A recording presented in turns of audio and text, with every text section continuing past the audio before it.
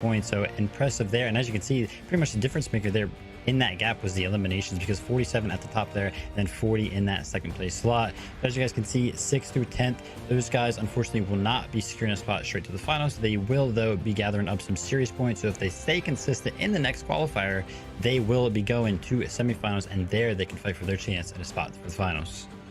Yeah, look at 3rd, 4th, and 5th there. 1 point, 159, 3rd and 4th position, and 5th place, 1 point behind those.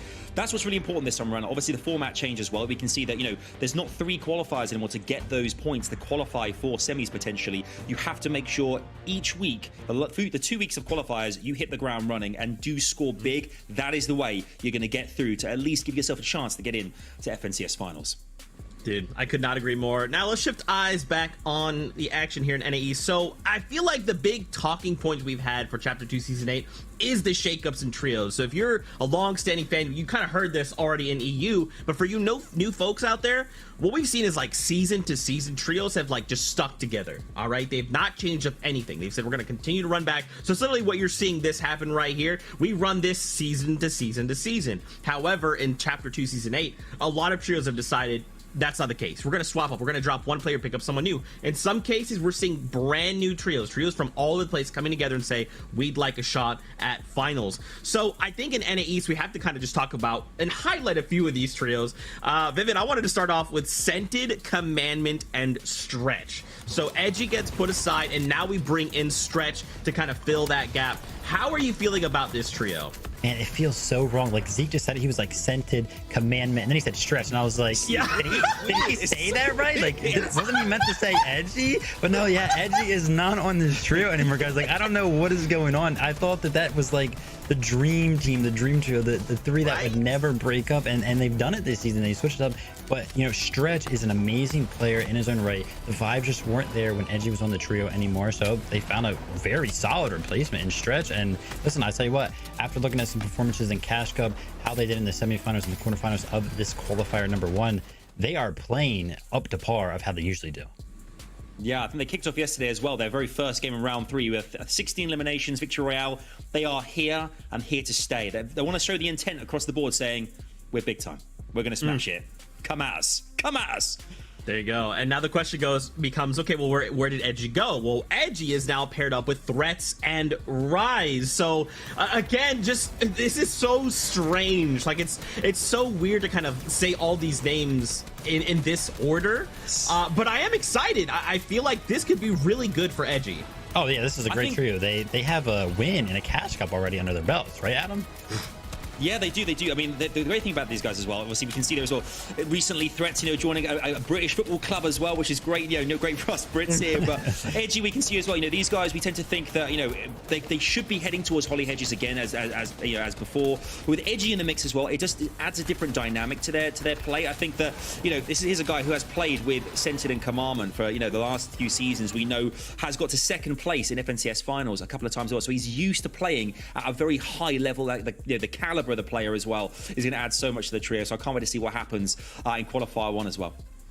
All right, this is the last one I'm gonna rock your world with. It's Booga, it's Muzz, it's Miro, a World Cup champion being paired up with 2 FNCS Trios champions. Muzz coming on over from OCE as well.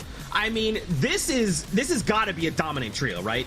Yeah, I mean, the big storyline here being that Muzz did come over at OCE last FNCS season, and he was playing with his previous OCE trio then, but they didn't actually end up doing too well in that FNCS. So they switched up. Muzz can now find himself on a team with a World Cup champion and a previous FNCS winner in Miro. But another great storyline here is that, Adam, I'm sorry to break it to you, but Miro, Day, and Reverse are no more. Sorry. I love the trio so much. Yeah, I've championed them for ages. But do you know what? I think this is really exciting. You know, I think it's what's really encouraging as well. We're seeing a player from the OCE come over and compete with the NAE region. You can see here the spotlight is on Muzz himself. We can see here on the screen FNCS top 10s, 5 of those. FNCS wins 2 wins as well, which is incredible. Eliminations versus the top 50, 14, and solo impact points. So when the rest of the team is down, Muzz on his own solo 32 points all on his own, clutching those points too. What's, obviously regional wise as well, there's a lot of different prize money. OCE with $90,000 or so. NAE, we're looking at like close to $635,000, a big jump. But also the spotlight's on in the game as well, playing with, as you said, there's a World Cup winner, FNCS champion as well in this region. Man, this could be the dream team. This could be the one we've been waiting for to really dominate the scene for a while. It could happen. I'm just putting it out there. It could. Vivid, how do you feel about this? I mean, I think the story would absolutely be insane. Riot World Cup champion, someone comes over from OCE, you've got Mira as well. That would be the story. If these guys walk away your finals champion for the end of the year, that would absolutely be insane. Yeah, I mean, I think that the point in the dynamic here of the trio that is interesting to me is that Bugha has openly expressed before that he isn't really open to IG line or wanting to tarp anymore, right? He wanted to take a more passive role, play in the back of the tarp, be that aggressive player that is back there. But on this trio with Muzz and Miro, no offense, is a phenomenal fragger. He's got to be better at it than Bugha, and Muzz as well, very, very good in OC. So Bugha kind of is being not forced into this position, but he kind of has to play the role of the IGL and the tarper on this trio. So as long as he is okay mentally with playing that position and that role in this trio, then yeah, these guys could do absolutely phenomenal. Obviously Miro being the absolute monster that he is in final eliminations, like guy's insane. But yeah, he is the GOAT, man. Like the clutch ones we saw last season as well. I think then the season that they actually won this as well, like we saw consistently getting kind of like elimination after elimination when needed. And I think with a trio this strong as well, Intel tells us that they're going to be dropping at Misty potentially uncontested, which is new for them. It's a new kind of drop spot as well, new POI for all of them. So it'll be interesting to see how they kind of dominate that area, how they rotate and get into the mix there as well. But it really has shuffled the pack. The whole map has changed so much from last season because of these different dynamics in these different trios. We're going to expect to see so many teams that it's saying them is different, but actually expecting them to land different areas too now as well. Really switches things up, so we can't wait to see what happens. That's right. Well, guess what? In case you're new to the season, we have a super cut. We actually released 2 videos in the last 2 weeks, a competitive map change video and then a loot pool video. So we've kind of taken little snippets of that. We're going to run those, show those to you now to get you up to speed. Let's take a look. Fortnite Season 8 is here and the cubes are back. Let's jump into some of the mysterious changes on the island. Starting off with some new crash site locations spread across the map. These current areas provide tons of new chests and floor spawns for you to take advantage of. This change creates a new dynamic for players landing at the existing POIs close by. However, some of these areas can be more impactful than others. With areas like Smash Stronghold, which is south of the Stealthy Stronghold, Shattered Saucer, which is between Believers Beach, Holly and Boney, and Leveled Lake, between Misty Meadows and Lazy Lake, being the most impactful to the overall competitive season. Now, another new change you also have to keep in mind is the increased availability of launch pads. With more floor spawn locations in these crash sites, you'll find more launch pads than ever before, providing an easier path for rotating mid-game and taking height for the end game as well. So if you're rotating past here, gliding over it, or using the slipstream to just use a mid-game rotate, always keep an eye out for a purple little marker on the floor because that may be a launch pad, which could be the catalyst for a victory royale. Next up, our beloved friend has returned, and he's now blue. He has also brought a new gift for people landing around him. If you find yourself landing at Camp Cod, Destin Dish, or Weather Station, you can utilize the blue cube to heal for 20 every time you bounce off of them. This is a huge advantage if you land in any of these areas mentioned before. You no longer have to worry about utilizing shields you find to heal, as blue cubes got you covered. Another new addition to Season 8 is the Sideways, which are randomly scattered around each competitive match. These are purple areas on the map which look like rifts, and when you get close, they'll expand into this large dome filled with chests and cube monsters. There's a variety of cube monsters in there, but each one will give you between 3 to 10 shield depending on the type, and I'd recommend fighting them with weapons that use mini ammo such as the SMG or Sideways minigun. These are the fastest way to eliminate them, and you can save your medium ammo for later. This is the main reason players use the Sideways in competitive, because you can use a lot of ammo fighting the cube monsters, however, you gain more from the loot they drop and chests. If you need to heal or reload, don't do that inside the Sideways. You can just walk out as the monsters can't leave. All of these changes to the map have a huge impact to how Fortnite competitive is played in Season 8, and I look forward to seeing how they play out in the FNCS this season as well. We hope you enjoyed, and we'll see you on the Battle Boss. Beep beep. Look, I don't know about you guys, but I have spent the last week saying, don't do that all over the place. Okay, Adam, this is your fault. You did this. Okay. What can I say? What can I say? I'm trying to gradually, by the end of the season, get you guys to only speak in like an English British accent. I think you've both got it in you. I can see there's potential there. So just keep working on it. We'll get there. Okay, beautiful stuff. All right, so what I want to do is I want to talk predictions very quickly, and then we'll spend the last little few minutes here talking about what we're excited about as we prepare for the battle bus. So let's shift on over. Let's see how predictions are looking. Remember, we're looking for your top 5 teams at the end of the day. Monster D-Face, he kicked us off. He's got Threats, Edgy, and Rise. So this is one of the trios that we kind of highlighted earlier on, but if you're new, you just tune into the broadcast, you're like, what the heck? Why? That's not Commandment. That's not Scented. Don't worry, it's Edgy, Threats, and Rise for Chapter 2, Season 8. Vivid, break it down. Yeah, I mean, great pick there from MDF. Really looking at the list of everybody's picks here. I mean, nobody really went wrong in my opinion. So we've got a bunch of great predictions here, but I went ahead and chose Commandment, Scented, and Stretch. Not Edgy, Stretch. I mean, listen, these guys have dominated for so long. The duo there, Scented and Commandment. Scented knows how to play the low ground better than pretty much anybody else on the NA East region. So the addition of Stretch, the mechanical genius himself, I'm sure that they'll fare very, very well on the low ground and come out with a dub today. Yeah, what's really interesting for me as well is the fact that all 4 of us have predicted different trios, which to me says that we all think that all teams are capable of going all the way today. I had to go for Mazmir and Booga. I think for me, you know, the trio we mentioned this kind of dream team potential that they have.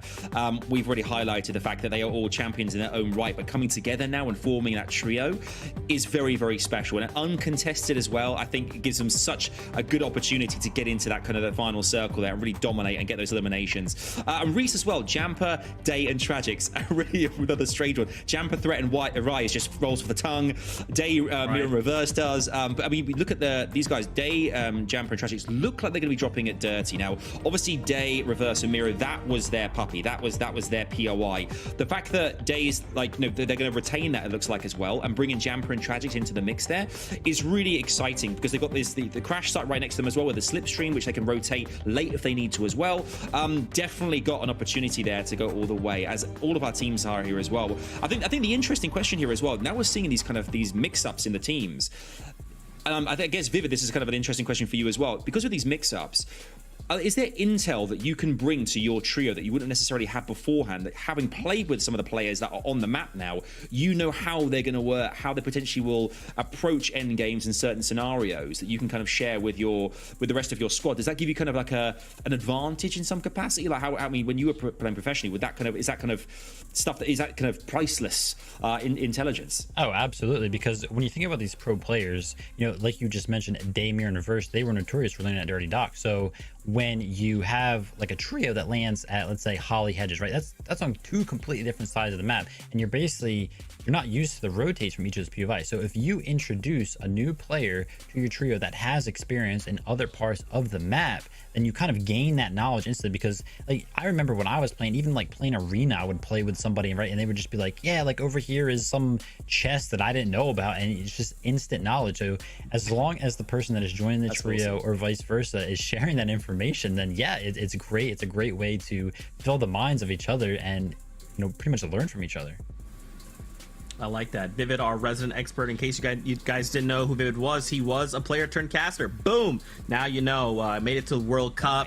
Got to hang out with him a lot. He's a pretty cool dude. He does have the nicest hair of the 3 of us. But just wait, my hair's still got a little while to grow, and then I'll go man bun. Don't worry about it. Dude, it's getting there. It's getting there. Little baby steps. About a minute and a half before we jump on the battle bus. What are you guys excited about, or what are you expecting to see coming into the competition today? I think the biggest thing for me is kind of this difference, right, in trios who are newly formed versus like trios that might be sticking together. We've seen kind of both sides of that coin. Some rise and some others fall. So what are you guys excited? Vivid? Adam, I think the crash sites are something that I'm excited about. It adds so much loot to the map, and that's been something that pro players have been kind of complaining about for a long time. Like, oh, add loot. Now they have a bunch of these crash sites around the map where they can find all the loot that they were talking about. So we'll have a lot more uncontested trios this season, I think, which should fare well for some better competition. Yeah, I mean, what's interesting as well, we've seen data suggest that with the slipstreams as well, these kind of crash sites, we're seeing that players aren't necessarily using them to escape. They're using them to be a lot more aggressive, to actually go after other trios, to try and get eliminations, which is kind of really interesting. We thought we had a chance to get away, but no, they really want to stick there and kind of own that kind of particular area. I think as well, it's nice to see some teams obviously have already pre-qualified, and they're going to be, now those POIs are open for other teams to try and dominate, to contest, and we'll have to see what happens. But it's going to be so exciting. I can't wait to see what happens this season. These new trios are going to add so much. I can't wait. It's going to be explosive. That's right, dude. It's a breath of fresh air, you know. And there's nothing wrong with having these trios we've seen all this time. But when you have a new trio and you're like, there's these kind of two trios that are coming together. What does this look like? And they're doing all this crazy stuff that's unexpected. It's dope, and we get to see that right here, right now. It is time. 5 seconds until we hear the beat from the battle bus, so you know what time it is. Buckle up, everybody, because we're jumping on board. We have Reese, who just came with me over from EU, and of course we got Monster D-Face. They'll be calling all the action, and then we'll be here between games. So until then, let's do this. MDF Reese, say hello. Oh, we're ready. We're ready to get into the action right here, right now. 6 big games in front of us, Reese. I mean, we get to set the stage right now. One of the most important things, though, that Vivid was just talking about is that invaluable knowledge players are gaining from all the new trios being set up now. Yeah, absolutely. Like we said, there's so many that switched around, switched up, and you got to think even from different regions, right? Muzz, Miro, Booga, you're getting some FNCS winner knowledge from that OCE team, switched with players from all the way around the map. Players from Booga, who's up more to the north side of the map. You got Miro, who's up on the east side of the map. You know, every team basically has switched up almost on the NA East region. So all these teams, you got to think this season's got a much wider knowledge than they had previously. I mean, absolutely. Looking at the list here, only 4 teams have stuck together from the previous season, at least that qualify for this setting right here, right now. So the bulk of this entire lobby is going to be a mix and matching up of all kinds of different players banding together to see if they can take a crack, take a shot at walking away with this whole thing. To kick it off, though, Muzmir and Booga here are going to be the first players to touch down uncontested here at the Misty Meadow. 2 launch pads already in Booga's inventory. That is looking awfully hot for them. They're looking super good. But moving over more to the southeast side of the map, where we've seen Zervo already picking up 2 eliminations and wiping the fishing boat spawn, and didn't know they were doing the Kree strat during their qualification. That would be Derpy's team was looking to basically just out heal the zone all the way through, and so far in game number 1 doesn't really seem to have worked out so well, unfortunately. Yeah, that Kree strat is definitely what we like to call a rare bird, right? It's something you don't really see very often. Very seldom do you see that kind of strategy being used. But when it does get used, I mean, it can work out. Here's Acorn, Jack, and Slash right now trying to work with one another. This is a very popular position to put yourself on if you're trying to get your early surge, which we should be expecting surge for the majority of the games, I think, today. Yeah, game 1 always starts with a really high thresholds. Tons of players still alive. Game 2 usually speeds up a ton. Then game 3, they figure it out a little bit more, right? So they relax a bit. That bottom left corner of the map, I'm definitely interested in checking in a lot, because Acorn, Jack, and Slack seems to be contested by TK's team down there, which is really awkward. We saw Speedy's team moving on in too, and they seem to be fighting another team at the same time. So that kind of southwest corner of the map definitely looks a little bit messy. Very similar to this fight that we're seeing right now in retail. 2v2, each team has lost a member, and it's just going to be a bit of a stalemate. Not only that, Smack Niddle and Casker, they've been landing here for a long time, right? Smack and Little, they know how to play this draw spot. They know how to work this one out. For X at Spade and Voyu here trying to work this one. I'm feeling like they're coming in with more of that limited information, kind of how we talked about teams that have the experience, have the reputation of a drop. For Spade and Voyu to back on out is, I think, showcasing the fact that, yeah, they haven't been contesting this drop as long as Smack and Niddle probably have. Yeah, 100%. I mean, I'm trying to remember an NA East tournament where I haven't seen Nittle, Cactus, Master. I've combined them all at this point. Nittle, Casker, and Smacked all landing here at the same time, and they know how to play this perfectly. As you can see, they managed to pick up the reboot straight away. So now this is a 3v2 situation, but they did manage to get a big beam there off onto, I think that was Smacked. So this is still going to be a big fight going on, but Voil now down to 10 HP, a single build, barely any ammo in his inventory either. So this is, even though they have the disadvantage in numbers, seems like Smacked is going to have to definitely push it up, but a single bullet may be able to pick him out. Yeah, definitely. Voyu is going to go down here. Now, mind you, this is one of the 4 teams that have actually stuck together with one another. So keep a hyper eye out on for any team that has actually decided to stay with one another during this season, because those are the ones we really want to keep an eye out on. How different do players as mutes-bound teammates work with one another versus these veteran trios that have been here before? The 3-man squad's not going to have a single problem wrapping this one up. You know, Smack's going to get picked up here, but it's Niddle. Niddle with the 3 elims to kick things off right now. But he's pumped about that one, feeling like a little hard carry coming on out in the early game fights. He can brag at least about that to his teammates, but they're going to get the revive up onto Smack, so they're still in this as a full trio, but that fight's definitely slowed them down a ton. Same with going back over to Jack, Acorn, Slack. I said I wanted to check out this kind of southwest corner of the map, and it seemed like TK's team has pushed them out of the swamps and pushed them down into this corner. And man, the loot right now not looking too great for them. We can see their shields are pretty much all healed up, but you know, I've seen Acorn, Slacks, and Jack in particular last season perform very, very well with minimal loot, so I'm not overly concerned about how this is going to play in coming on forward. But we can see they've already got the launch pad too, so although we know potentially the weapons, the ammo, and the shield isn't looking that great, we do see at least some mobility, and hopefully they can get some materials back up as well, in particular those hard metals and hard materials of the metal. Maybe going back into Slurpee here. I agree. I mean, this is definitely one of those teams that can operate with the bare minimals, right? All they need is the necessities, and you can see an Acorn's loadout. He's got a shotgun, he's got an AR, and a couple extra heals. Once they get max material, put them in endgame. They'll make it work. They'll find their upgrades. But as we swing on over to Jack, he's got a little bit more to work with here. That upgraded pump shotgun there is definitely going to go a long way. And as a quick stat here, 38 of the players today competed in last season's finals, just showcasing how many folks are making their reappearance right now here for the round 1 qualifier, or you know, I should say the later stages of the round qualifier here, but you get what I'm saying. This is the finals, essentially trying to throw you and jumpstart your way to the big stage in a couple weeks. Indeed. Remember, top 5 teams today will make it through straight to the finals. Everyone else will go through the semifinals. Oh, well, they'll gain their series points to try and make sure they go through the semifinals. So what we're going to be looking out for is those leaderboard, the top 5, and if you fall slightly under that, it's obviously great. You'll probably make a ticket through to the semifinals, but let's be real. Let's be real. Top 5 is what these people are going to be looking out for. Yeah, that top 5 slot is really what you want to go in and break your way into. A little fight here between Posed, XMB, and the opponent team as we jump on over to Commandment, Scented, and Stretch here, pushing out Pikes, Boxer, and Ethor. What looks like they cut them off potentially from their looting route here. It seems like it. I mean, Scented and Commandment in particular with Edgy previously have been known that if they want to claim a spot, they will fight for it, right? They will push you off of that position and they will just go for the fight. They will double key because they're looking for those Storm Surge spots. And that seems to be, obviously we missed just the start of that, what they've ended up doing here. They've now claimed a position which gives them such great visibility over the entire of the map, right? Look at the angles that they have, obviously spraying right now up onto teams near the Cami split, but also across mainly to the west of them into Corny Crocs. They've got so many good angles that they can get tags on that side, and like this is a key spot that you often see for this specific kind of zone. It's a team that understands the importance of key positioning, and Stretch brings that knowledge to the table as well. Remember, what Stretch brought to the table for his previous trio was absolute innovation as well.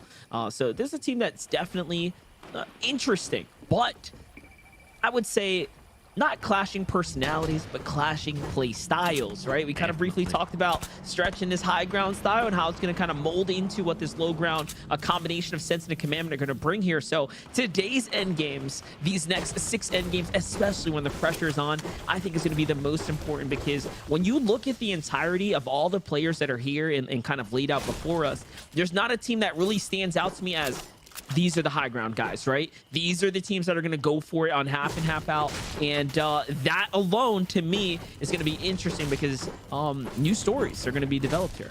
Yeah, you always would have said the Stretch's team if you're like, that's the guy. Not anymore. Like, this guy, he's gone on height, and not anymore indeed. And when I watched through their play style from the games to the cash cups, it seemed very, very, a little bit janky, but it worked, right? It seemed like they weren't fully understanding each other's play styles just yet. So for me, you know, looking at the qualifiers so far, the earlier rounds, they've been looking really, really strong, and it seems like they're just going to get better as the weeks go on. So if we have a good performance today, I expect them to have an even better performance in the finals as well.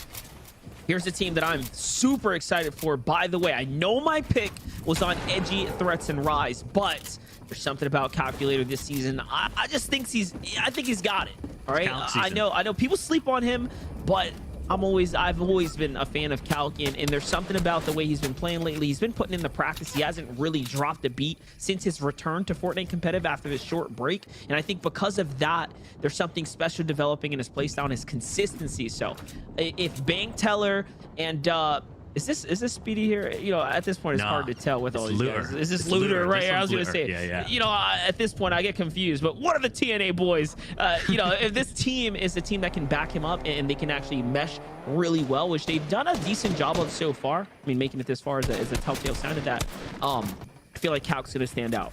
Yeah, and also Calc just placed 13th in the solo cash cup, and he's tweeted himself the climb back. So he understands, right? The grind's on right now. This season's absolutely putting in the work, and it seems to be showing off the fact that so far they've made it here. And I like this team composition too, with Bank on his side, but also with Looter. Like, I feel like a lot of people in Looter's previous team, he didn't give the respect because Muzz was just, obviously, he was streaming, he was making content. It was very, very clear how good Muzz was, and I think Looter was undershadowed about how truly skilled he is, and the fact that he wasn't necessarily practicing as much in those previous seasons. Right now, I hope the fact on this team they perform really well, and he could be shown just truly how good he is. Yeah, we're going to be able to see that hopefully unfold here as the moments continue. But Acorn, interestingly enough, has a sideways legendary minigun, and we'll be able to see how that comes into play. That's a powerful weapon that a lot of teams don't, I'd say, necessarily target or attempt to acquire because the resources involved in it. But if you get one, I mean, that's a game-winning weapon. It is, and in the first cash cup of the season, I don't think people had really understood how to use it properly yet. But coming on through, I've seen a ton more earlier in the qualifiers, people using it. We didn't really see much in EU so far, but in a lot of the round 2, round 3s, there's a way more utilization of it. It is awkward to get because obviously you have to go into the sideways. It takes a ton of time, but man, if you get it in endgame and you start spraying people's floors, if you play like a low to mid ground layer, or you're just trying to take height, it's so difficult, so difficult to be able to fight against. It's like you're trying to be double or triple sprayed with the rate of fire that it has. Ooh, so super strong from it. Right now, Trashy, look, he doesn't need a double or triple spray. He's just hitting all those shots anyway. No, he actually does need it. They're 260 below the surge, by the way. He does need it. So those are great tags, but that is so not enough. They're going to have to figure out what the next play is. It looks like they're going to go in and back themselves up right now, possibly go for somewhat of a gun-to-gun fight. Maybe just go for the long-range gunfight as opposed to jumping in or diving into one of these boxes. Now they're getting pressure from multiple different angles, and it looks like Trashy did do enough there to go ahead and find the rest of the surge, the additional surge he needed, and this is why they're distancing themselves, and now they're positioned on that outer edge of the map. So they have I'd say a controlling and dominant position over the teams that are going to start rotating in here. Yeah, and if you're confused about how the Storm Surge leaderboard works, you got to remember everyone's doing a specific amount of damage.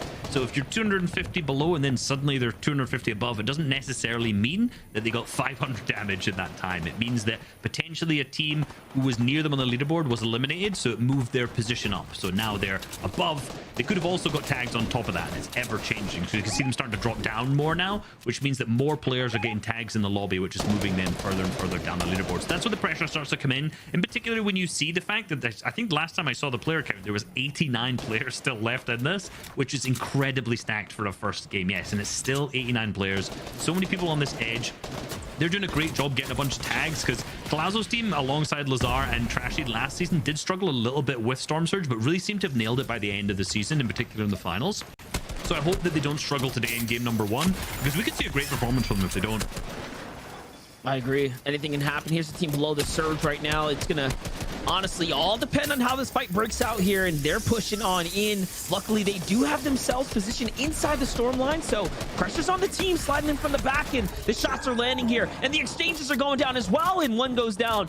Quack and Brandon have to save the teammate, but they do end up getting the knock in the process. This is on to Builds here, who gets fully finished, and that is enough to stay or keep them alive for a little bit. But come on, 16 more players have to go down. It's not over just yet. not over just yet, as we see Sam start again. Same with Laylam at the same time. Two creative warriors who've made it through here into the round number 4. You love to see it. So they've obviously lost their teammate, which we just witnessed. Now they're super low, and at the same time going to be really time restricted by the fact that Storm Surge is going to be pressing onto them too, and now they're the numbers disadvantage. It's obviously they managed to get the res up on 200 out the air in the other team, and they have to start battling through all of these old builds that they have in there. They've got popped the chili chug splashes, and I'm thinking this is just going to be an aggressive box dive style of play and just try to again hope for the best, hit their shots, because there's still 5 players need to go down to the Storm Surge right now. So there is a lot of action that needs to happen for these guys. Yeah, not only for them, other players as well. Edgy catches one in the feed, and Clips, and so does Downsy. All, of course, pretty popular trios, if you ask us here. Rise is going to find one too. And take a look. The pressure here from Quack in trio was enough to back off Laylam and everyone else there. And luckily, they do end up surviving here for Colazo, Trashy, and Lazar. They're back on the prowl here. Look at the pocket of players sitting on top of one another. This is what happens when the surge ends up just happening with that many players alive. Players tend to focus and pretty much move on in on top of one another. And what that means, though, Reese, is a ton of these guys are going to be pretty much in shambles, right? A lot of them possibly exchanging shots with one another and expending tons of resources. Like, you know, these players in this kind of circle, in this congestion here, on their hands and knees praying right now that 4th zone appears on them. Like, you know, they're just saying, please don't make us have to rotate through this big empty open space with what seems like 20 players at the same location, because for a couple of these teams, it's going to be extremely messy when they do it. And I want to make sure that they are easily able to make that rotate as much as possible. Absolutely. Here is Colazo. He's trying to continue to do his rotate right now, and he's got so much excessive loot here as he's moving back and forth here. It's really going to come down to whether or not, you know, this team, Colazo, Lazar, and Trashy, end up using this excess mirror to make their next rotate, right, Reese? So they have all this additional mats, heals, etc. to work with, so they should be a-okay. On the other side, though, here's a look at Edgy, Threats, and Rise's position. They put themselves underneath that indestructible bridge. They're basically trying to stay away from opponents. They have 4 elims. Yeah, they got 4 elims, tons of materials, tons of obviously mobility at the same time there. So for them, this might be a blessing. And the fog rolls in, which a lot of these teams may actually be thankful for. That zone pulls up to the northeast, it would seem like. So for basically every single player in the zone, I'm pretty sure they're all going to have to make the rotate at this point. With 65 still in it, this is going to be rough. Obviously not being the one that's basically the deepest down at the back of the storm. Well, he's already out. He's already out. Oh my gosh. Our team manages to pick him up. Edgy's team is already hitting the rotate, using the storm to their advantage. And look how little people are in this circle. Basically, the entire lobby is not in here, and I would not be surprised if we start to see some players start to use their launch pads to get on in here. Yes, you can see in that bottom right, players moving very quickly, and that will be a pad play coming out from them. And they don't want to risk making sure that they're staying and being held by all these teams and being the result of this triple spray like Edge has just been, and he's been obviously tagged up big time from that, which is going to drain tons of the resources. And that's the issue of playing those low ground elevation points this early in the map. You have to make the rotate up that river's edge. They use the water, but it does expose you. So little risk versus reward type play there for Bugha, Miro, and Muzz, though. This is, again, that superstar trio. Like we said, some of the best coming together right now to really figure things out for this season. And they're doing an excellent job right now. Just the material conservation onto Bugha's inventory there is a telltale sign that he has had an excellent job positioning themselves so far. And even now they can look into the moving wind tunnels here and take advantage of those free tags, essentially, as players are trying to hop on in. Look at this. Yeah, beautiful angle from underneath, Reese. It's beautiful angle from beneath, but for these guys, I've always seen them so far, well, I say always, in the first Cash Cup so far, with a really strong early and mid game.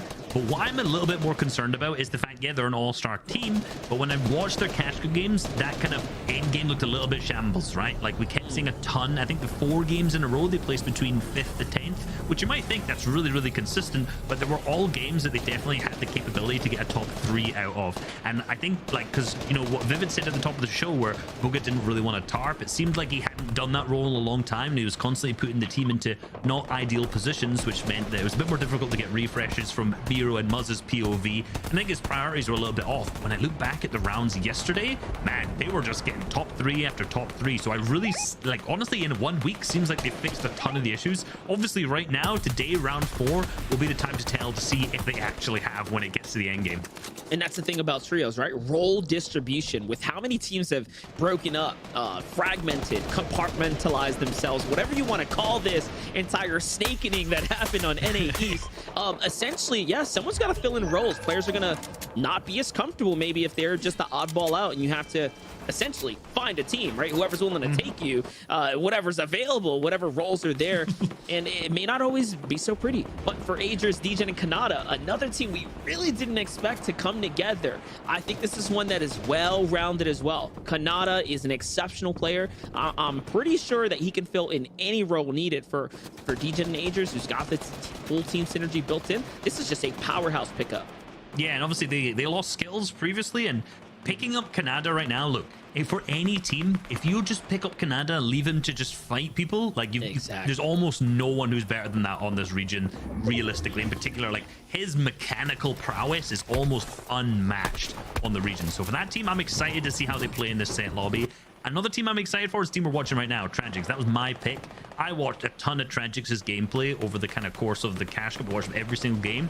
He is a monster with the charged shotgun. I mean, I think the reason for their success so early in the season is not purely, let's be real, they're a really good trio as well, but like hugely dependent on the fact that he is so good at getting refreshes. It was always him that had refresh after refresh. Now when I say that, I'm a bit worried that he only has a great pump though. And just talking about things that are key metrics for success, finding these mid-game elims are important as well. Tragics, a day in jam for your pick, already turning up the gas pedal here, and they're going to be able to pick up some of that loot with that sweet harpoon there. On high ground though, Booga, Miro, and Muzz have managed to fully solidify a very wide metal base, and they've left the backside open, which means they've allowed themselves to fully structure up this wide positioning here without overburning and committing materials. Unfortunately, it is going to pull all the way across here, but hey, they have the advantage and the natural height right now to play with. It's gonna be a classic case of who can manage to build up at the front side of zone. For them, I'm slightly concerned because Booga only has 77 AR ammo, which is slightly concerning to me. I would also, if I was Booga, I'm dropping that gold pump to one of my fraggers at the back. Like if he's tarping, this is one of the things obviously I was talking about earlier, that the role distribution may not be fully established yet, because if you have 2 fraggers that you really believe in, you give them that gold pump right now. So I want to see how this plays out for them. Potentially Miro and Muzz both have one too, but we'll figure out when we actually see them in the end game. Here's the launch pads coming out. It's first moving. This is a critical time to see who is going to be able to land at the front, build up, and claim high ground going into this zone. There it is. It's time to really put up or shut up at this moment here. Who's going to touch down and claim this high ground first? Who's going to fully commit with the belief that they can hold it this early on? Booga's going to step on down. Defensive stance taken at first to gather information and look around. They're going to target the next team trying to go up above. And are they going to go for the edit down? Does indeed look for it. And that's down to their fellow TNA members there as Day rolls on up and finds that one there too. And that's going to be the full pickup for the loop. But look at this. Miro and Booga, they're jumping on up. They need the surge tags here, Reese. They need the surge tag. They've just managed to get above 84 above, and any shot will be critical now. But now they're stuck at the back of the zone. They're going to hit the short pad to see if they can get in front of the front side of the zone. And it seems like they've managed to claim themselves a good layer down there at the front, a little bit split, but up on high ground. Lazar P, Colazo, and Trashy, a team that we saw almost struggling with Storm Surge earlier on, and now in the commanding position in the zone, holding high ground with 5 eliminations so far. This is looking so good for them coming out of game number 1. Yeah, there's no deadline up here either. They have all the time in the world to work with right here, and the distance between the opponents as well. Take a look at the beautiful split right now. Each of the individuals playing a separate layer, trying to look for different types of angles with this high ground hold right now. There goes Colazo reconnecting up there. Rise, Edgy, and Threats, though, playing the mid-ground layer perfectly right now, but it seems like they're getting that second height pressure here. Now, this is worrisome for anyone up top, though. They do have a harpoon as well. They can make big plays here. Rise is going to find some white tags, and so far, it's looking very good for these teams. Looking very good. And look who's on the low ground. Commandment scented alongside Stretch as well. Managed to claim the full low. That's why Rise isn't down there. They have indeed. Trashy managed to pick up another elimination down the low. Booga picks up another one as well. He's got 2 gold shotguns in his inventory, so now he's not hogging 1. He's got 2 instead. But I think Miro went down. No, it was Muzz who ended up going down in this sticky engagement, not being in the best position at all. And the charge is dropped. And let's see if they can pop off. See what he can do. See what he can utilize with this heavy machinery that he has in his inventory so far. And Miro picks one up at the back of the zone. Little 4 opens up for Booga. Can he connect with a shot? He's just waiting for someone to go through there.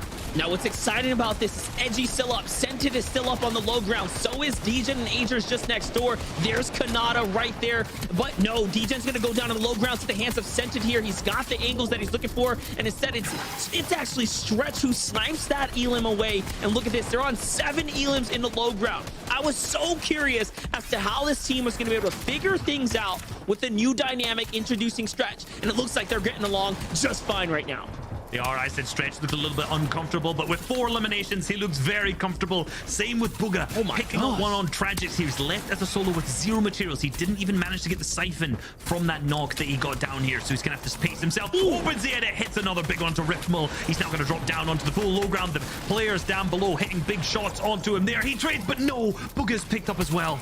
Excellent job right there. Top 4 for him, but in top 3, once again, Scented, Commandment, and Stretch doing exactly what they do best, making end games, picking up placement points. Colazo and crew have done an excellent job to walk their way through for free here on height. But look at how many Elims. It's also 8 from above as well, and they're setting themselves up for this potential victory royale, but it's not going to be for free. It's not going to be easy. It's not going to be easy. It's a traditional 3v3. Sentis team just has to start looking up and spraying. It doesn't seem like they have the materials to hold the full low ground. It's going to be a battle of who can aim, and Trashy goes down. Lazar goes down as well. Colazo left alive up on the high ground. The only player remaining from this team, he wanted to play heal off, but Scented, Commandment, and Stretch said, no, we're just going to spray down. We're going for the eliminations. Now he's stuck in the back of the zone, but will those 3 chug splashes that he have be enough? I don't think they will. Wait a Commandment second. goes down at the same time. Colazo gets beamed. No, 1 shot connects, and it's going to be Scented, Stretch, and Commandment who end up winning game number 1 of the FNCS Qualifier 1. And what was so beautiful about that low ground play is Commandment and Scented do this every single time. They make it to the final zones, and then they look up. They turn and burn before you can even get comfortable there. And Stretch was just a perfect fit to that puzzle. Yeah, it seems like it's working very, very well for this and the team dynamic so far. And look, they managed to actually win a game from low ground. Super, super rare. A lot of times you'll see teams just covering all the top. They had nothing, no materials. All they did, look up, spray, and absolutely pressure. Beautifully executed. That was great, but you know what? I got to hear from Zeke and the boys because that was an exciting game. You know, MDF, it absolutely was. A lot of things happening in just that first game. You love to see it. First off, Booga's solo effort, bringing him and his trio up into a 4th place with 5 eliminations. Now, you're probably thinking Zeke 4th isn't a first, but that's okay because that 4th is still super important. And for Commandment, Scented, and Stretch, 13 eliminations. Vivid, in game number 1, a statement has been made. Come on, did you guys really expect anything else from my prediction? Like, obviously those guys are going to win the first game. Come on, Vivid. 13 is solid elimination. Anything right. Wow, Adam. Wow. No, but I mean, come on. These guys got the experience. And listen, that's what it was. The difference there for me was the experience. When I think about it from an analytical standpoint, Colazo, Trashy, and Lazar, not very typical for them to be in that high ground situation, right? They don't usually play that high ground. So for them to be gifted with that position, great job to them for taking it. But you know, when it comes down to that end game scenario, they just don't have the experience because that's not usually what they play. Whereas Scented, Commandment, they're always on the low ground. And then even Stretch, we were talking about learning from your teammates. Stretch, somebody who dominated the high ground, only played it with like full send for it, bringing in the experience and teach his teammates, hey, this is what's going to be terrible for these guys, so let's do it against them. Yeah, it was absolutely incredible to watch. You know, Scented, Stretch, and Command proving there as well that they are absolutely capable. I mean, Vivid, I'll give it to you. Credit where it's due. They had a good game 1. Yeah. There's still 5 more, all right? We'll see. That's what I'm saying. There's plenty of time. I like that. I like that. You know, let's take a look at our overall map, though. We wanted to highlight 3 of these 2 trios we've seen. So Booga's trio, Edgy's trio, and Scented's trio. Where are these guys landing? And then you have guys, we want to check in with them right after that. Really good game 1. Yeah, just so you guys can get some kind of context here as well. Take a look at the map here. This is where everyone's dropping. So Scented, Commandment, and Stretch there are at Lazy Lake. You can see Misty Meadows here just below them here as well. That's where Booga's trio are landing. Got Holly Hedges over here is where Edgy and Co are as well. So that's exactly where they're landing. Let's take a look at what happened when they first kicked things off there in their games. We can see here from the get-go that Scented coming out here in a tour de force in Lazy Lake. Now, what's interesting about this as well is Scented and Commandment have been at Misty Meadows for quite some time. Stretch and Saf last season with Canada were in Lazy Lake. Stretch has said, let's go here. I know this is uncontested. It's definitely for us. And that's exactly what they did. They made it their own. And there's, when there's no one around and you get a trio like this who are so capable of getting the maximum amount of mats loot necessary to go all the way to the end circle, this is the perfect situation and scenario for this trio. But moving away on to Misty Meadows as well here as well. We see Booga, Muzz, and Miro. Misty is a great opportunity as well here, completely uncontested, Vivid, to really give yourself a good start in every single game. Yeah, be it that Scented, Commandment, and NG are no longer, and the addition of Stretch kind of persuaded Scented and Commandment to go to Lazy Lakes. That opens up one of the best POIs, which is Misty Meadows, and Booga, Miro, and Muzz took no time in taking the opportunity to take over this POI. It's a great POA for them to find, and it's a little surprising that they're there uncontested, be it that they don't have a lot of experience. So I was kind of guessing that another team was going to go, contest them knowing that they don't have a lot of experience. But then Rise and Threats typically landed over there at Holly Hedges. Edgy just joining them over there, so learning some new rotations from them. And as you guys can see, here are the standings after game one. Commandment, Scented, and Stretch. 13 eliminations, as mentioned, the Victory Royale for a total of 56 points. Yeah, it's really impressive here as well. We can see the teams. There are teams that we haven't even highlighted who are so going to be there or thereabouts. There be Degen Ages and Canada as well. I mentioned Canada a second ago, talking about that last season playing out of Lazy Lake. We know that these guys are kind of dropping just south of kind of Akati, that kind of area now as well, but in 5th position there as well. I mean, we could analyze that leaderboard like till Kingdom Come, but game 2 is on the horizon, lads. It's right there. It's right there.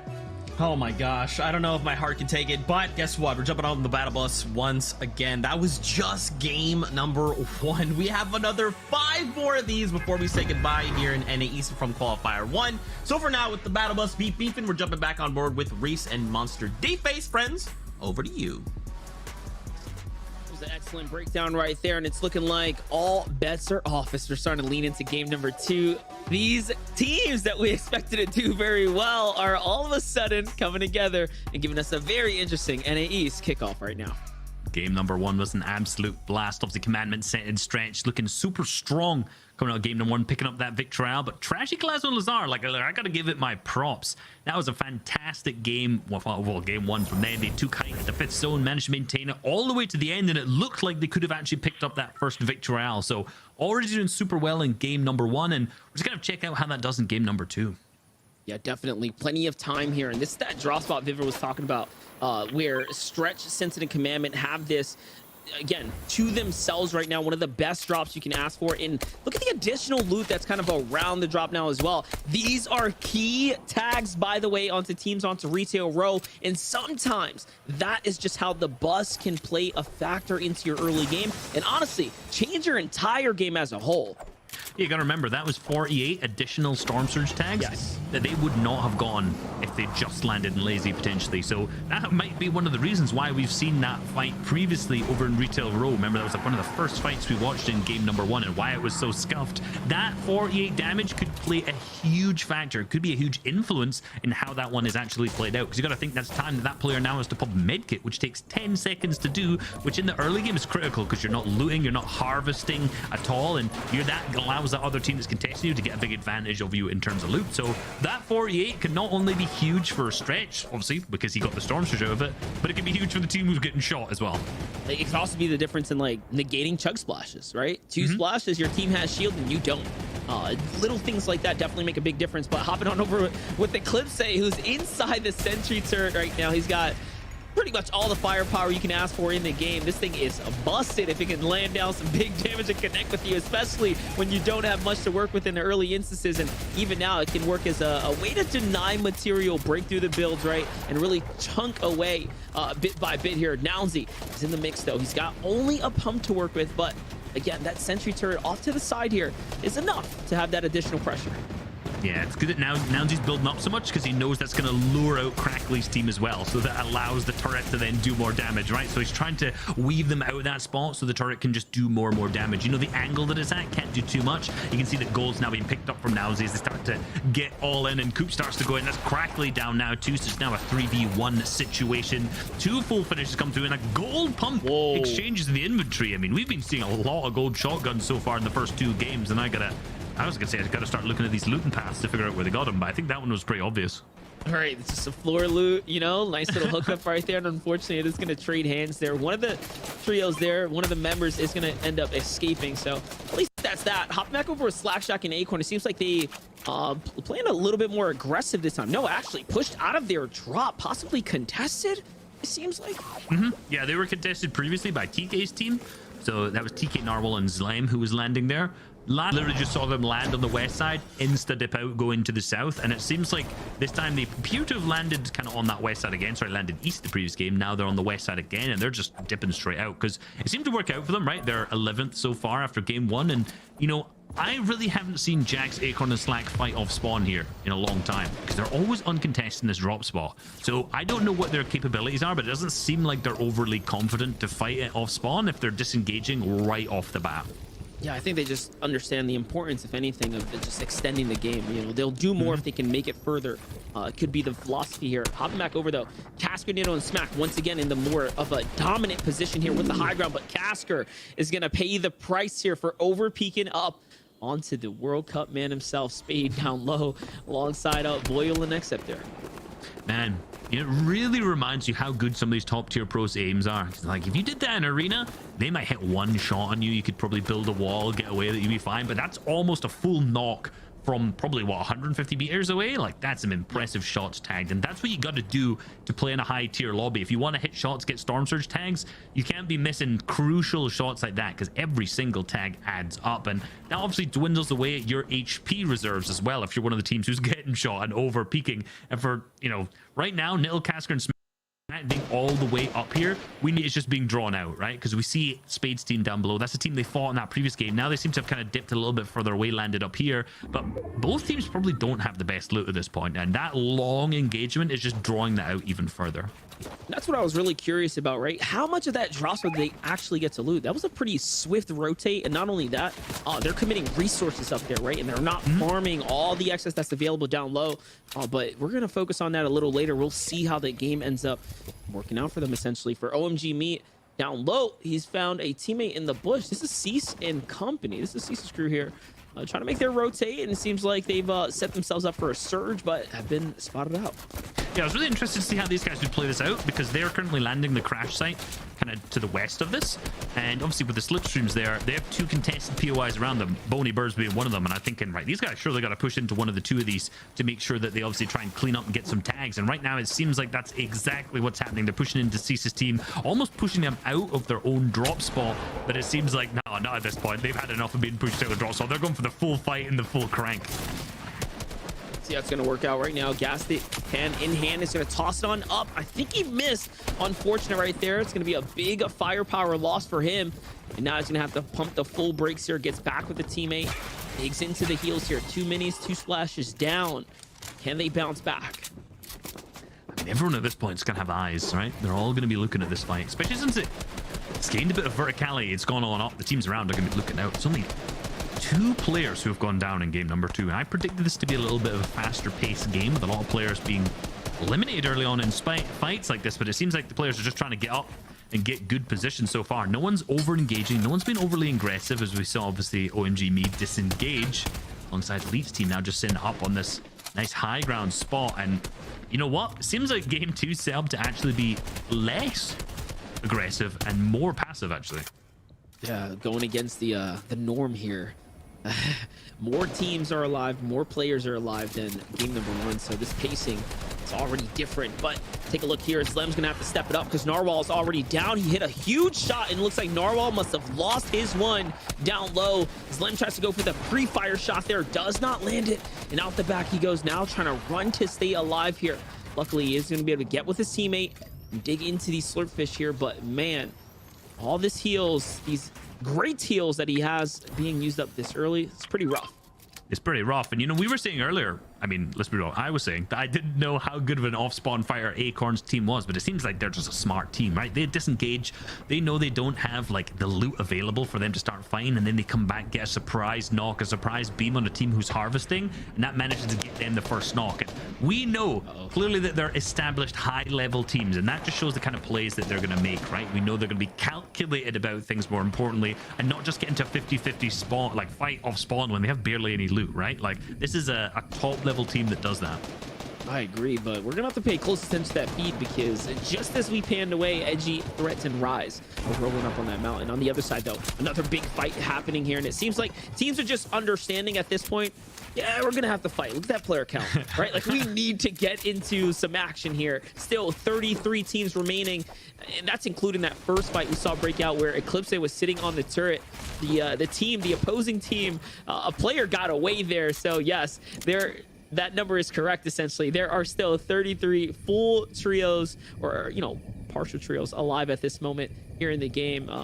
Pretty insane to think about. You know what's funny? It was 95 for a second, and now someone's just been rebooted. So we're up to. I'm not sure who exactly it was. I missed the note, but up to 96 players again. So it dipped down very quickly. But Solo has been picked back up. I'm not sure entirely who it was. Potentially it was Narwhal. I was gonna say, down below. How interesting would it be if or it could be a record break if somehow everyone gets rebooted to the fact like the game goes back to 99 like in Storm 2. I'm sure that'd be like a historical fact could potentially unfold here if everyone gets rezzed back in.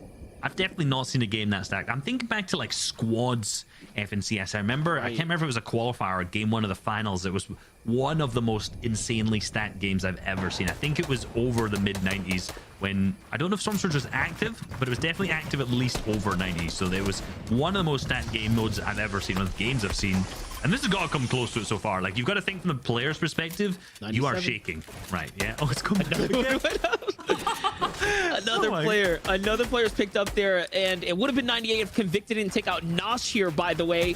So it's up to Skittles right now, who is somewhere in the mix here. Yeah, there he is. Nut and Skittle are still alive right now as a two-man team. This is a very, very deadly duo here, so you can't let your guard down. Nut, who's holding the base down up above, trying to get his med kit off here. The punishment's going to come out from Skittles, but looks like that wasn't enough from him as he gets just steamrolled, honestly, by this trio.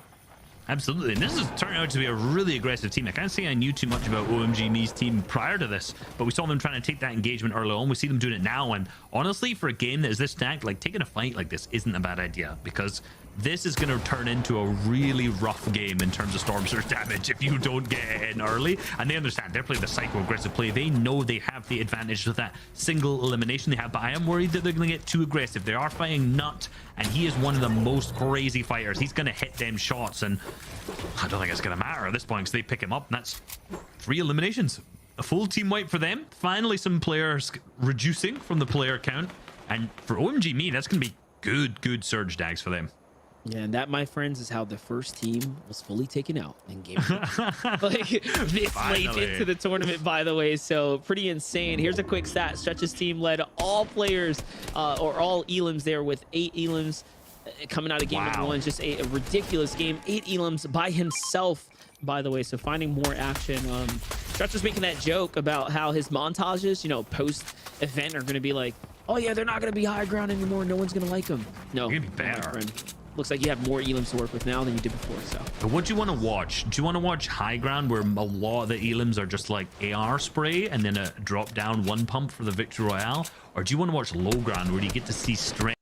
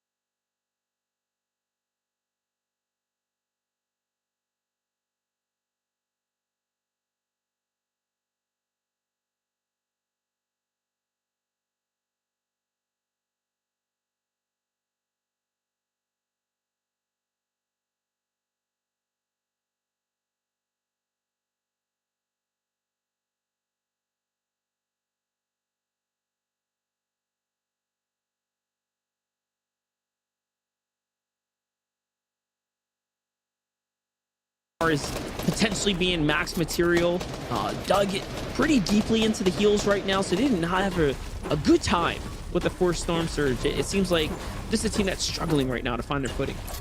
I would expect a lot of the teams to be in this position as well, right? Like, I would expect a lot of the teams to be really rough looking inventories, you know? They've had some, obviously in particular when it comes to AR ammo, a lot of time to sit and just spray, take shots, so that is going to be dwindled. We already know the materials are going to be dwindled for a lot of these teams unless they've been successful in picking up refreshes.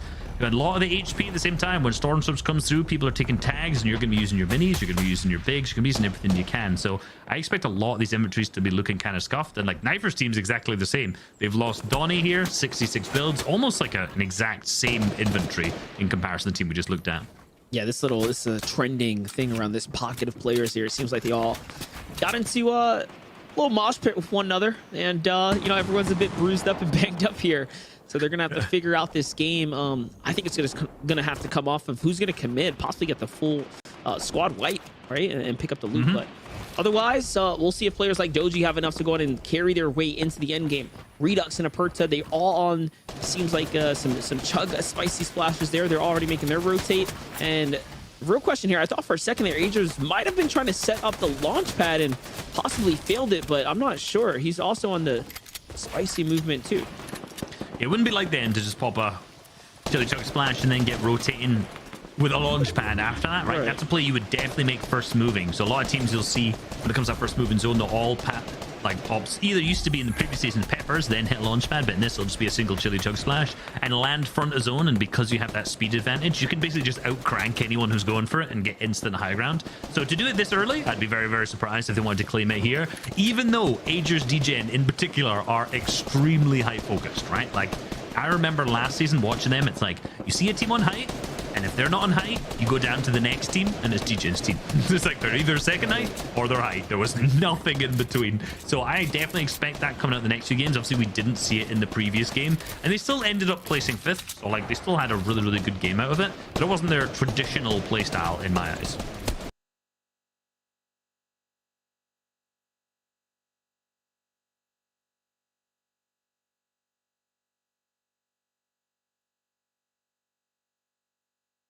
Yeah, it was a really good game, and you know, it's kind of interesting because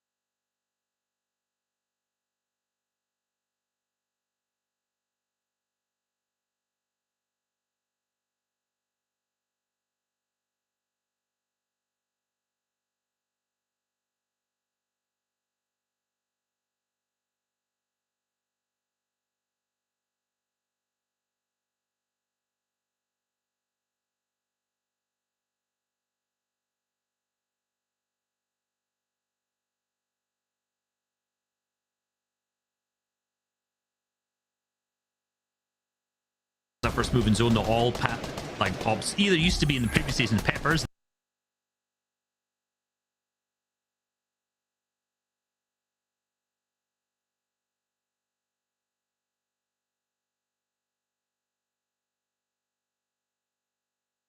Then hit launch pad, but in this will just be a single chili chug splash and land front of zone. And because you have that speed advantage, you can basically just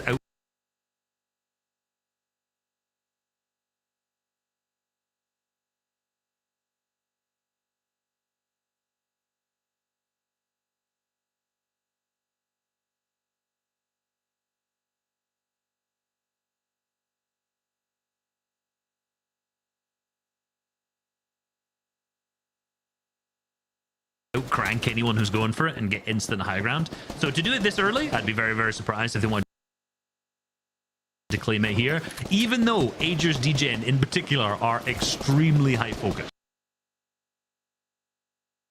right? Like, I remember last season watching them, it's like you see a team on height, and if they're not on height, you go down to the next team, and it's GJ's team. It's like they're either second height or they're height. There was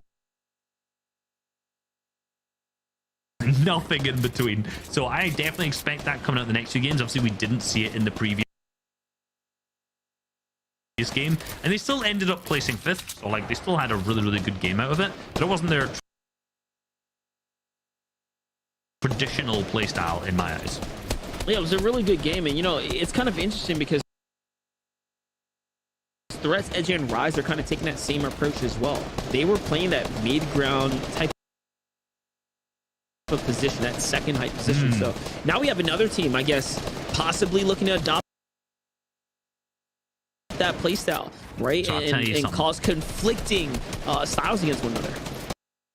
I'll tell you something. Rise's team, amazing. Like Rise is one of the best tarpers in the region, right? Alongside Commandment. Now they've got Edgy on as well. What's funny about them is they basically play the same style as Sentinel Commandment did, right? So they play that super, they always find dead side moving, they always find like a really good layer as low as possible. And I was speaking to Rise the other day, and I was like, how... And what'd you do if... Because you can do this to cash count, but what'd you do if Scented Commandment and Stretch in your team? And they're like, well, we either do it or we don't. Like, he's either going to be able to get down there and claim the low ground, because like only one team can claim low ground, or they're not going to be able to incent his team's going to. We saw in that last game, they were playing a little bit of a higher layer, so they were obviously able to not do that so much in the end game, but I think we are going to see some battles of who's going to be able to claim it. They're definitely going to clash heads when it comes to that end game claiming low ground. Yeah, it seems like before the day's over, we'll see some of these iconic potential head-to-head matchups unfold here. For now, though, the story remains on how he just got knocked and managed to survive and fall out the box and then get picked up here this late in the game, by the way. And luckily, half in, half out's going to land right on top of them on high ground right now, positioned up as Scented, Stretching Commandment, who managed to pull the first zone there, and Miro, Muzz, and Booga end up landing up just next door to them as well. And it seems like they might have noticed that high ground's not even being truly held here. Yeah, you know what's interesting? They're not really a high ground team either. So we have a lot of people now in the East in particular who are looking for a low ground. So we saw, like we said in that previous game, Muzz's team taking height in this exact same time in the zone, but then just giving it up straight away, right? They didn't want to do it. Then it got a little bit messy. Right now, who's up there is... It's actually Commandment's team up on high ground in the 5th zone. Not something you would expect. They haven't even scouted. They're playing this as if they're on low ground, and they pick up Booga. They actually pick up the knock onto Booga. I'm not sure if they're going to go for the finish, and I think Miro may be able to actually get the revive off. We will see if they manage to pick him back up. And here we go. Look, they've noticed that you'd think that Stretch, of all players, would have figured out that they were on high at 5th zone here, but it just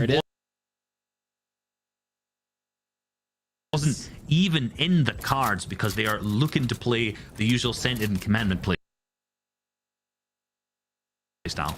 Here's the thing, all right? Now this is where Stretch is like, hey guys, I got it.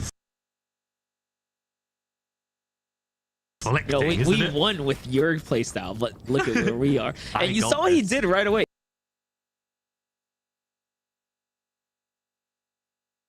He marked that mountain. He's already telling them, hey, if we get there, this is free. Yep.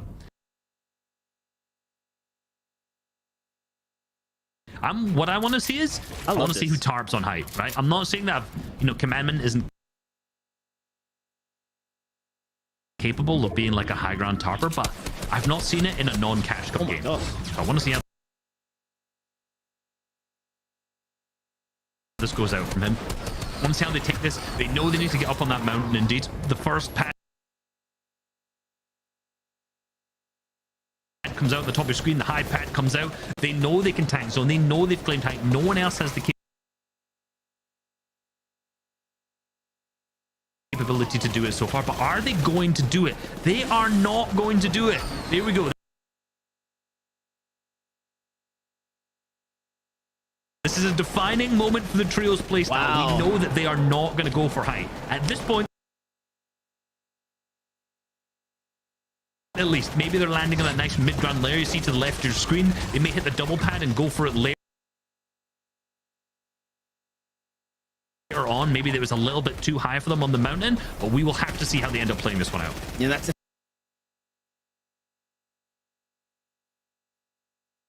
thing. They would have had to commit a ton of resources to build on the mountain and then edge their way outwards. And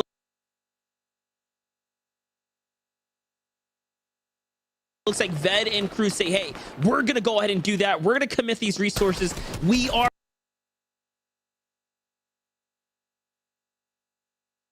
ready to take high ground. And you can see Jay's at the front side of that tarp, and Booga was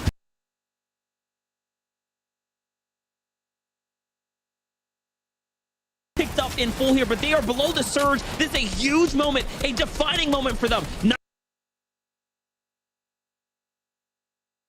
97-33, they get the knock, and the finish comes through. That's onto Jamper on the other side of the wall.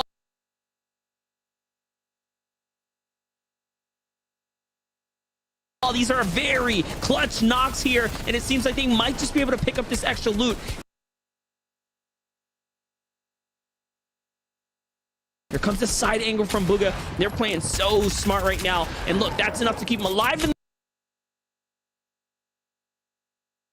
the game. And even with no material, he defends himself just off of pure gunpowder.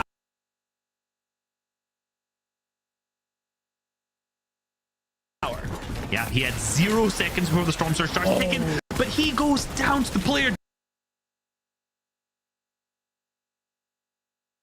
down behind him at the same time. Now Miro and Muzz left as a duo. We're gonna have to see who tarps, who ends up playing, who frags, how they play as a full duo, because this may be the first time that they've actually played in an environment this stacked without a full tarper of Booga, so they're gonna play this one as a duo.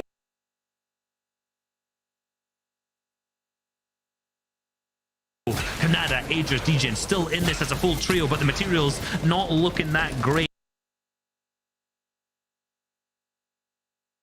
Only down to wood for Canada. Still a pepper in the inventory, no AR either, but the loot.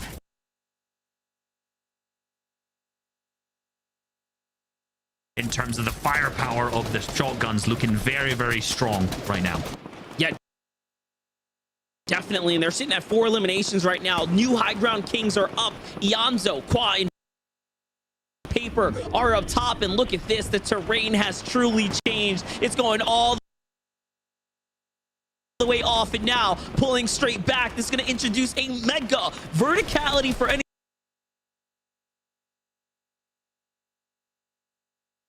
teams down low. This is a sad, sad time if you decided to jump all the way to the bottom here and you're limited on material. This is where launch pads are going to come out, so high ground's not going to be fully safe here, and they're going to have to continue to apply pressure, possibly even split layers just a bit right now, because if not, a team can come flying on up. Yeah, if I'm OMG me or except down on the bottom, I'm just hoping to fight that player who's down with me, win it, and just hope for the best. And it's OMG me who wins it in the elimination feed, but up above, Stretch centered in command, they've done a fantastic job still understanding the verticality, the difficulty of this kind of zone, but they are stuck deep in, and they're going to hit a launch pad and try to make their way in.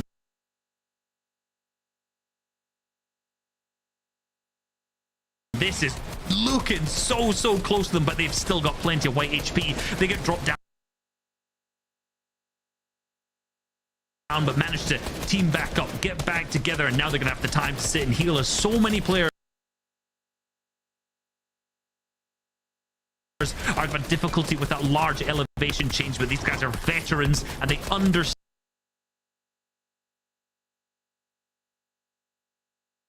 the positions that they need to be put in. But Stretch gets sprayed out from down below, and he's down at the bomb, down to fall damage. He is knocked. That's it. Since it's out now, he's fully finished up to Stretch here to pop off here. Loses the wall above. Doesn't own the one in front, but Commandment is here to back him up, and they are alive for just a little bit longer. But the zone is telling Stretch to push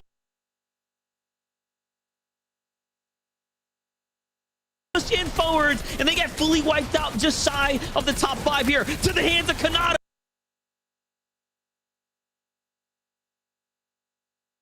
And Kanata's going crazy here. That's a team wipe for him. Stacky's down as well. That siphon pending. There goes the full finish. Another one there. On to Trashy. He doesn't get the final one, but he has done his job. D-Gen is still up here. They're fighting for top 3 now. Fighting for top 3. It's Quad Paper Nico who's managed to hold the high ground for the entire of the moving zone so far, and they're looking like such a good position so far. 10 eliminations, and they're looking to just chokehold the players down below so that they can't build up into the storm. And this seems like it could be a fairly easy win. It's just DJ that's left, and he goes down. Eomzo Quan Paper are going to pick up the victory royale in that game. But look, let's be real, we've got to give some huge props to Kanata at the same time for that incredible pop-off. You couldn't paint that story any better either, because the picture was laid out before us. We were talking about how useful Kanata can be to any trio, and we just watched it all just kind of live. They said, hey, we're gonna bring this to fruition, and bam, he just goes on a walking highlight mode right there.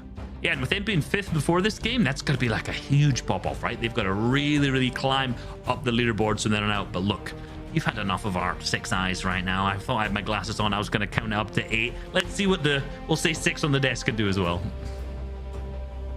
Wait, how do you have to follow up with that? You monster! Madman. Wow, Madman. apparently just our 6 eyes not as good. But hey, it's okay. We're on the same playing field at minimum.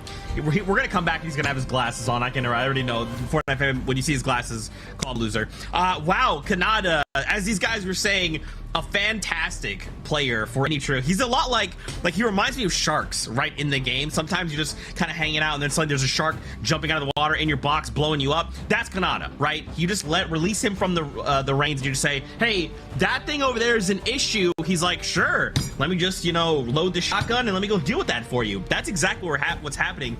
And honestly, they came in 2nd place. They didn't need to get the victory royale. Obviously, they missed out on 2 eliminations, but a 2nd place with 8 elims is still super good, Vivid. Oh yeah, really solid there. Listen, Kanata doesn't have 200 at the end of his name for no reason, man. That guy with a pump is absolutely scary. He's always hitting those 200s. Every single one of those shots that he was hitting in the end game right there with that pump was a 200. He's just a great player all around. Give him the pump if he's on your tree.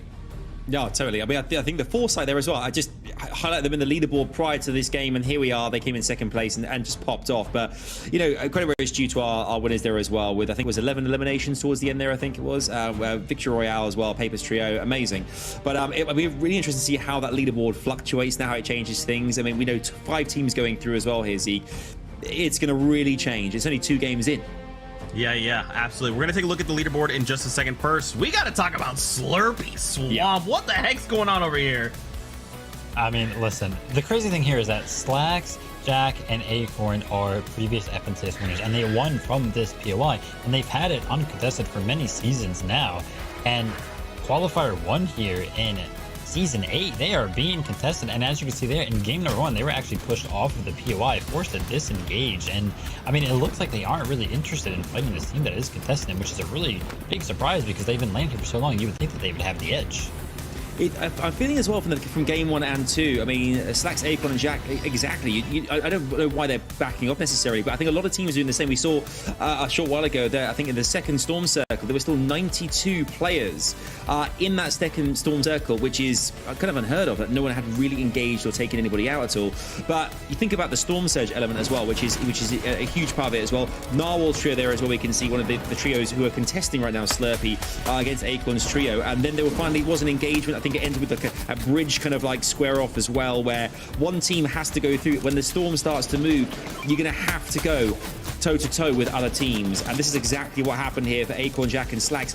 And just playing on that mentality as well that we talked about a second ago, Vivid, as well. You know, when you're in a position where you're uncontested for that period of time, you kind of are used to, you know, looting, getting what you need, then progressing forward. When your beginning of the game begins with a conflict of some sort, that's when things get really testing, because you don't have the same flow as you usually would have. And then we look at Aegis, Jen, and Canada here as well, who we just saw Canada have an unbelievable run here. Just the guy is magnificent to watch. And DJ and Aegis as well, always been there or thereabouts as well, Vivid, who they've always stood up. They've won countless tournaments as well. A great trio.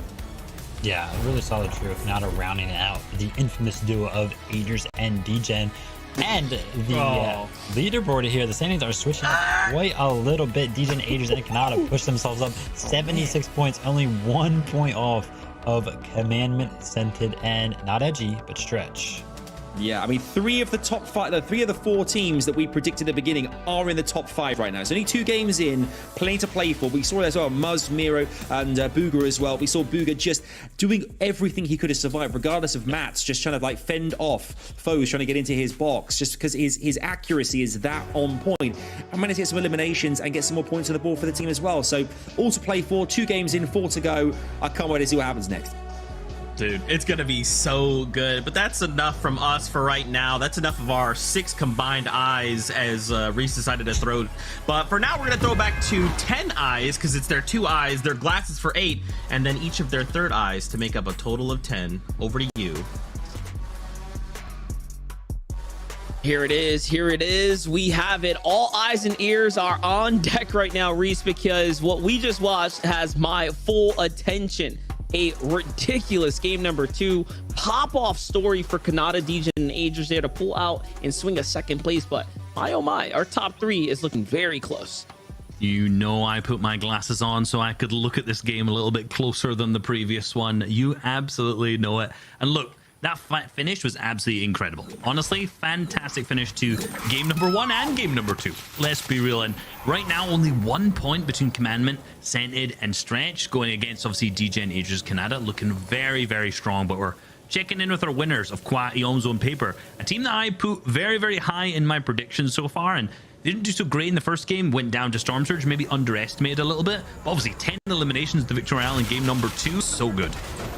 Yeah, just a huge game. They went down 23rd in the first game after being alive for 18 minutes. So it wasn't a problem of making out of their draw spot. You can see it's uncontested. They made it well past and beyond that first Storm Surge, but it was that mid game. It was right around when you start making those rotates to half in, half out. They were just sniped out of the competition. And that's a huge setback, but wait for them to bounce back now and put themselves pretty up inside the top 6 here. Not quite inside the top 5. They're just 3 points shy of